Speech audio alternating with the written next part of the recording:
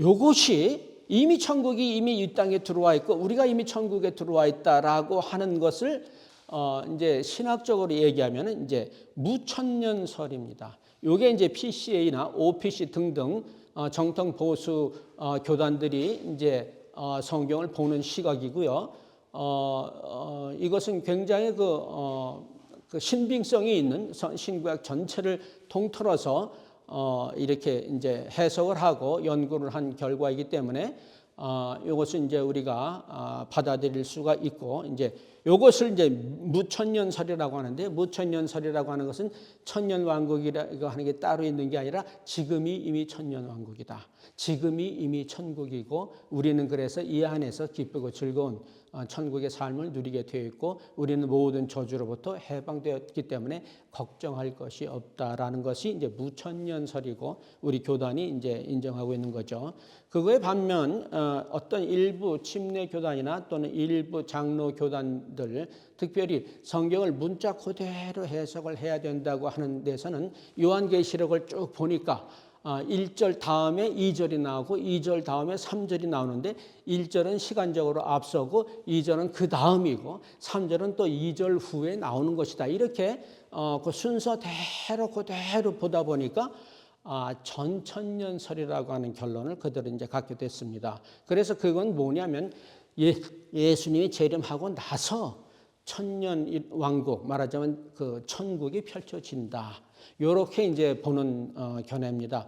근데 이분들이 그렇게 문자 그대로 보는 데는 그 아주 납득할 만한 좋은 그 논리가 있습니다. 그게 뭐냐면 알레고리라고 하는 것이 있습니다. 그러니까 성경을 보면요. 일단 그대로 보지 않고 무조건 영적으로 해석을 해요.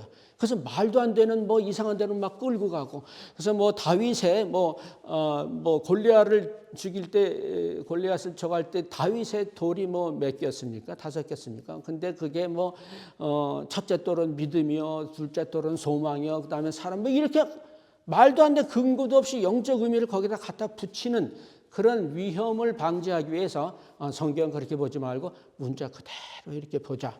그런데 이것은 너무 문자 그대로 보다 보니까 성경이 지금 하려고 하는 얘기를 놓친 우를 범하게 된 겁니다. 무슨 얘기냐면 1절이 반드시 2절보다 시간적으로 앞서지 않습니다. 제가 한번 그런 말씀을 드렸습니다만 그 recapitulation이라고 하는 말이 있습니다. 이거는 뭐냐면 1절은 이제 그 헤드라인이고 이제 2절부터는 그거의 설명, 1절에 대한 설명을 자세히 할 그런 경우가 있습니다. 그래서 예를 들면은 뭐 뉴스 같은 데 그렇게 잘 나오죠. 뭐 어제 뭐 국회 대혼란. 그 다음에 이제 나오는 말은 일주일 전에 예비 국회 모임이 있었는데 무슨 의원이 어떻게 했다. 그래서 어제 국회에서 이런 대혼란이 일어났다. 그러면 먼저 말한 것은 어제 일어난 일이었는데 두 번째 나오는 설명은 일주일 전에 얘기를 하고 있습니다. 그죠? 이것을 설명하기 위하여 시간을 거꾸로 이제 갈 수가 있는 거죠. 이런 것은 이제 이런 설명 방법을 recapitulation이라고 합니다. 그래서 그런 순서로 보면 1절이 2절보다 반드시 시간적으로 앞선 것은 아니다. 이런 것이 성경에 굉장히 많이 나오죠. 하나님께서 태초에 천지를 창조하셨다고 그래놓고 첫째 날 얘기를 합니다. 그것은 태초에 천지를 창조하셨다는 것을 설명하기 위한 이제 그런 거 또 다 만들어 놓고 또 하나님께서 이제 사람을 만드신 얘기를 또 그럼 도대체 천지 창조할 때 한 번 만들었지 6일 날 만들었지 또 만들면 도대체 사람을 몇 분을 만드는 거예요. 이게 설명하는 겁니다. 뭐 하나 던져놓고 그거를 설명하고 또 그거 중에서 어느 한 부분을 또 확대해서 설명하고 따라서 1절과 2절과 3절이 시간순으로 나열되어 있다라고 하는 것은 그렇게 보는 것은 상당히 그 좀 무리가 있는 이제 하여튼 이분들은 이제 그렇게 봐서 아직 일어나지 않았다. 아직 미래에 일어날 일인데 그거를 갖다가 아마 미리 일어난 것처럼 이렇게 앞으로 당기는 그런 식으로 표현을 했지 사실은 아직은 일어난 것이 아니다. 이런 식으로 이제 설명을 하는 것이 이제 그분들의 주장입니다. 그러나 그분들이 그렇게 주장하는 첫 번째 이유는 이미 왔다고 하는 천국이 느껴지지 않아서 그렇습니다. 손에 만져지지 않고요. 눈에 보이지 않기 때문에 그런 주장을 할 수밖에 없는 것은 이해가 되는데, 그러나 진리는 반드시 그렇게 눈으로 보여지고 손으로 만져지는 성격의 것들은 아닐 수가 있습니다. 우리는 하나님을 믿습니다. 근데 하나님을 어떻게 믿어요? 봤습니까? 만졌습니까? 느꼈습니까? 그런데도 우리는 하나님을 믿습니다. 분명히 보이지도 않고 느껴지지도 않고 만져지지도 않음에도 우리는 그 하나님을 믿고요. 돌 김용욱이라고 하는 사람은 이제 완전히 이제 그리스도와는 상관이 없는 사람입니다. 그 사람이 이제 성경을 보는 걸 보면은 예수의 부활도 지네들끼리 시체를 어디다가 빼돌려 놓고는 부활했다고 이렇게 우기고 앉았고, 사도 바울도 뭐 이렇게 좀 이렇게 뜨려고 하다 보니까 뭐 인기가 좀 떨어지니까 소위 말하는 서신서 같은 거를 써가지고 드디어 이제 자기의 이미지가 부각돼, 그런 식으로 자기 인기 관리를 했다는 식으로 성경을 이제 봅니다. 그런데 만약에 하나님이 눈에 보이지 않기 때문에 믿지 않는 사람이라면 그런 말이 당연히 나올 수 있는데, 우리는 하나님을 믿는 사람인데 하나님을 보지도 않고 느껴지지도 않고 만져지지도 않음에도 불구하고 그의 존재를 확실히 믿고 있는데, 성경에서 이 천국이 들어왔다라고 하는 것이 느껴지지 않으니까 안 믿고 만져지지 않으니까 못 믿겠다라고 거부하는 것은 사실 자체 모순이 아닌가 하는 생각을 합니다. 우리는 이제 이민 와가지고 이제 시민권을 이제 미국 시민권을 땄습니다. 그럼 우리가 미국 시민인 것이 느껴집니까? 뭐 괜히 세금이나 내라고 그렇지. 그다음에 뭐 갑자기 미국 시민 되면 영어가 뭐 저절로 쌀라쌀라가 나옵니까? 우리가 피부가 하얘집니까? 우리가 머리가 뭐 노랗게 됩니까? 전혀 변한 게 없습니다. 그럼 우리가 미국 시민입니까? 아닙니까? 미국 시민입니다. 그래서 혹시 어떻게 해가지고 러시아가 우리를 인질로 잡아갔다고 칩시다. 그러면 어떻게 돼요? 미국 시민, 자국 국민을 보호하기 위해서 미국 정부가 뜹니다. 그래가지고 특수수송기, 특수작전이 펼쳐지고요. 미국 대통령이 우리를 구해내기 위하여 인질 협상에 들어가고요. 그 다음에 이제 우리를 무사히 이제 특수부대를 파송해서 이제 우리를 간신히 꺼내놓고 나면은 이제 수교를 이제 단절하기도, 외교를 단절하기도 하고요. 그 나라에 대해서 전쟁 선포를 하게 됩니다. 그러면 그때 가서 와, 내가 정말 미국 시민이구나라고 깨닫게 됩니다. 그죠? 그러나 그 이전부터 우리는 미국 시민인 거고요.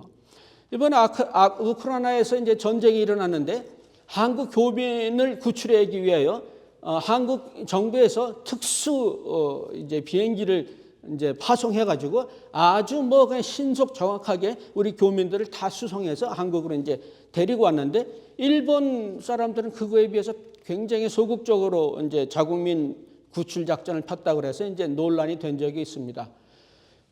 대한민국 국민이라면은 그런 수송 작전 이전에 이미 대한민국 국민이고 아무 일 안 일어납니다.